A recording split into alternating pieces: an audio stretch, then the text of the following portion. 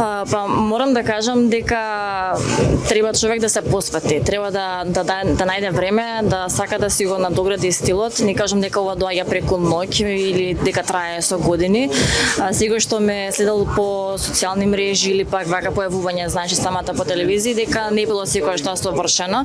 Меѓутоа еве како може да изгледа денеска, малку да се вложи, малку да се следи што се случува во светот и тука нели во нашите соседни земји, па некако може тоа да се склопи, да си го пренесе својот стил.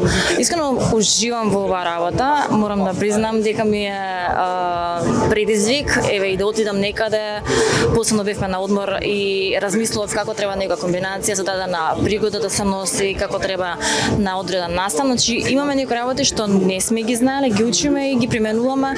Тоа е нешто што и Сергеј Варошле знае многу често да каже дека за некои одредени настани што е елегантно, што треба да се внимава, што треба да се додаде или одземе. Така што живи луѓе сме учиме.